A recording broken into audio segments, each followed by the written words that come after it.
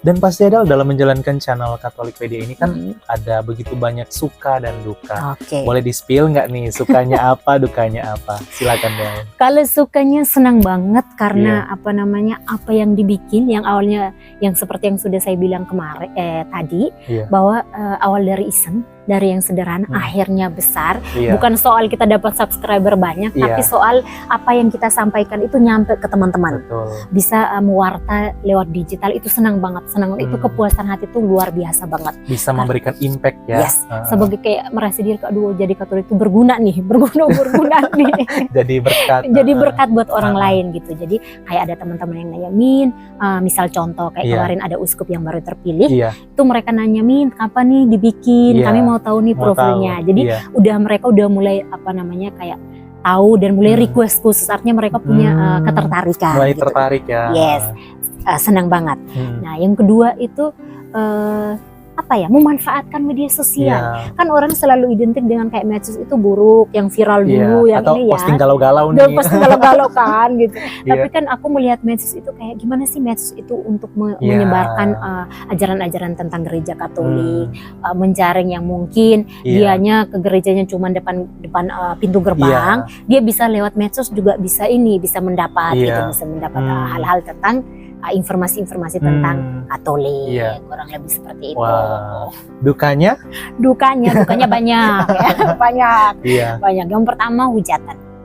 Hujatan mau itu mungkin yang Instagram nggak terlalu, TikTok nggak terlalu, tapi YouTube.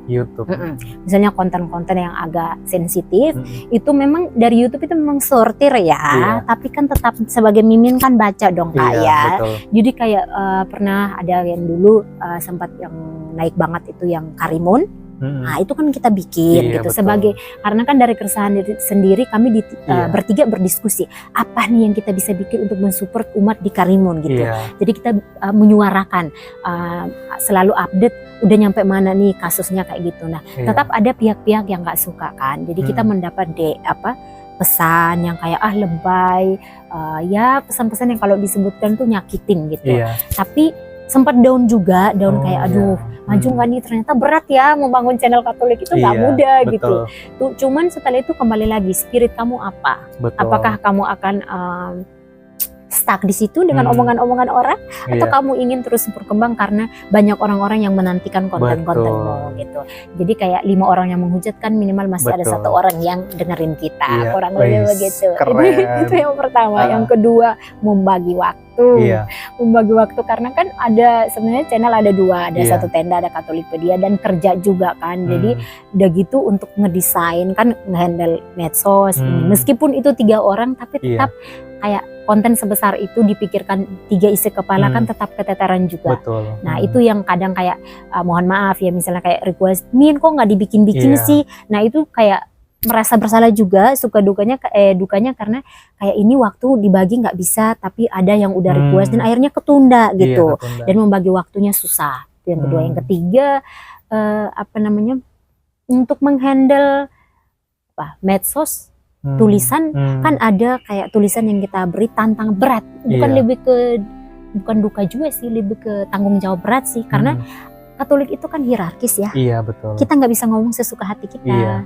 Harus ada pakemnya, harus ada aturannya. Misalnya ada istilah-istilah kayak contoh hal kecil. Kayak ketika kita baca di Kompas, contoh Kompas ya, itu mereka menyebut kayak mantan paus.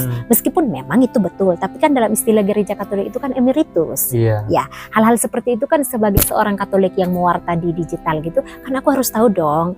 Jadi aku harus butuh belajar lebih effort lagi. Nah, dukanya di situ karena harus membagi waktu, bikin konten, belajar lagi sehingga konten-konten yang aku sampaikan itu nggak menyeleneh atau menyimpang dari Katolik gitu. Meskipun dipikirkan 3 orang, tapi tetap masing-masing itu udah harus tahu, misalnya kayak satu nyediain tentang konten untuk YouTube. Nah dia minimal itu udah disortir apa-apa aja sehingga ketika didiskusikan itu nggak harus ngerombak semuanya, kurang lebih begitu. Wah, oke. Dan Edel, untuk tantangan sendiri mungkin ini juga termasuk tantangan tadi itu ya. Ada lagi nggak tantangan yang dialami oleh Katolikpedia, apalagi Edel sebagai adminnya? tantangan itu mungkin yang paling sering ya, misalnya kan kadang kan isi kepala terbagi sama kerjaan juga ya. Jadi ada beberapa poin yang misalnya kayak tadi Kak Putra, ada yang miss, kurang. Misalnya kayak kita nyebutnya pastor ini ada salah nama atau ada salah nama ordonya. Nah itu kan banyak yang di belakang yang melihat di medsos, dia nggak tahu proses di belakang layarnya kayak apa. Betul. Jadi banyak kritikan pedas yang ada yang sampaikan, kalau nggak bisa jadi admin nggak usah jadi admin gitu.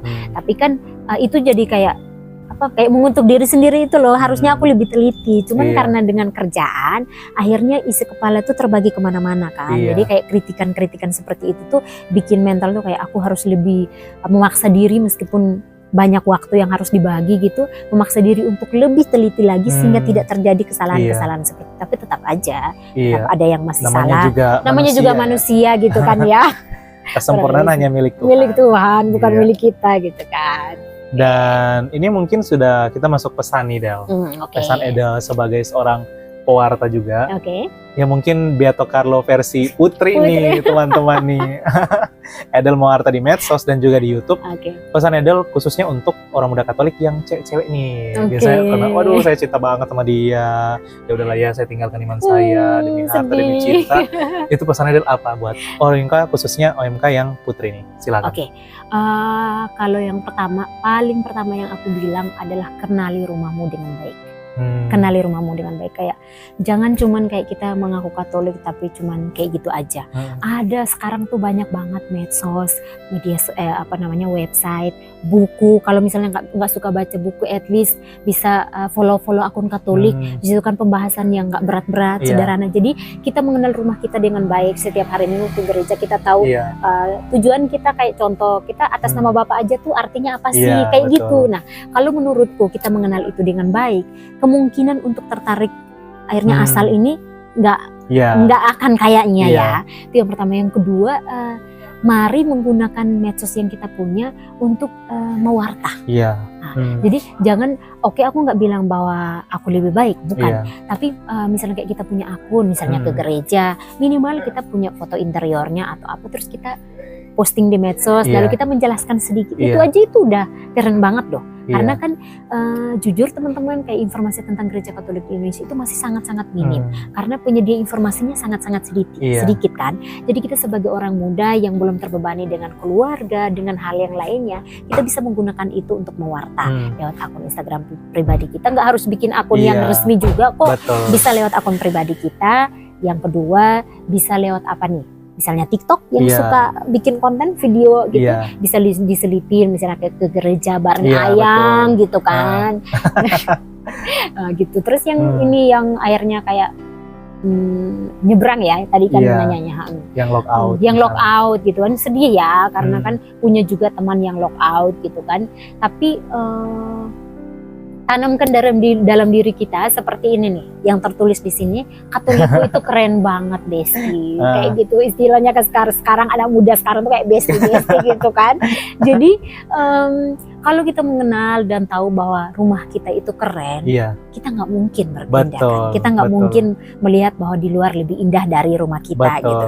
Kita hanya perlu mengenal rumah kita dengan baik, dengan detail, bagian ini maksudnya apa, bagian ini artinya apa, aku mau jadi Katolik yang apa nih, yang kenal rumahku dengan baik atau cuma datang di pintu gerbang lalu pulang, seperti itu. Jadi kalau kita sudah mengenal rumah kita dengan baik, kita akan nyaman dengan rumah kita tidak akan berpindah ke lain hati maksudnya gitu. Wow, luar biasa. Yang putri-putri jangan lupa ya pesan dari Edel. Dan mungkin semoga makin banyak lagi nih OMK khususnya putri-putri yang juga terjun mewarta di dunia digital seperti Edel ya. Gitu. Dan Edel, ini terakhir pesan Edel khusus untuk teman-teman yang mewarta di dunia digital, entah yang sudah membuat konten digital, konten Katolik, atau yang baru mau mulai. Silakan. Kalau ini kita bagi dua dulu ya, yang baru mulai seperti tadi kata Kak Putra, kita sempat ngobrol tadi, mulai aja dulu. Kalau cuman wacana, cuman dipikirkan nggak jadi-jadi dong nantinya. Bikin dulu, mau dari Instagram pribadi, katakanlah mau mewarta lewat Instagram, dari Instagram pribadi bikin aja postingan-postingan yang sederhana, tapi mulai aja dulu, nanti akan ketahuan alurnya mau kemana gitu. Betul. Itu yang pertama. Yang kedua, kalau yang udah mulai, konsisten. Kan seperti Katolikku Keren ya, 2020 gitu ya. Tapi kan kalau nggak konsisten kan nggak mungkin sampai hari ini kan. Betul. Jadi konsisten, kenapa saya bilang konsisten? Karena tantangannya kan banyak. Betul. Jadi tantangan itu yang akhirnya bikin kita tuh kayak males, nggak mau bikin lagi, capek, harus ngedit, down gitu kan. Nah mentalnya yang harus dikuatin untuk tetap konsisten, meskipun biasanya tantangan terbesar itu adalah nggak ada yang nonton. Biasanya udah diposting kalau di Instagram yang like cuma 2, 3 dan udah ngapain sih bikin kayak begini, tapi ya itu tantangannya gitu. Kalau misalnya kita mungkin kalau misalnya lihat nih, kalau cuma 5 orang atau 6 orang yang like, bisa diubah desainnya kah, bisa mampir-mampir ke channel-channel atau akun-akun yang memang udah besar, kita bisa nyuri ide dari situ. Kita edit versi kita, kita perbaiki, copy idenya, tiru, lalu bikin versi kita, terus kita posting terus-menerus. Nah itu yang konsisten sambil belajar aja sih. Keren banget. Dan mungkin bagi teman-teman kalau bicara views itu mungkin ada juga nih Del, beberapa teman aku kayak, aduh aku udah mulai tapi yang nonton hanya 1 views, aku doang nonton gitu kan. Jadi bagi teman-teman jangan fokus di views, tapi fokus value apa yang ingin kita bagikan. Seperti Edel, Katolikpedia, itu value yang dia tetap fokus di value dan juga dengan tim-tim yang ada, dan akhirnya puji Tuhan terus berkembang sampai saat ini. Dan bahkan udah silver play button nih teman-teman. Edel aja bisa, teman-teman juga pasti bisa. Pasti bisa dong.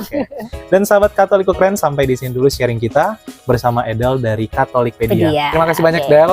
Semangat selalu banget waktunya dalam karya dan pelayanan. Dan terus menjadi inspirasi bagi orang muda Katolik. Salve.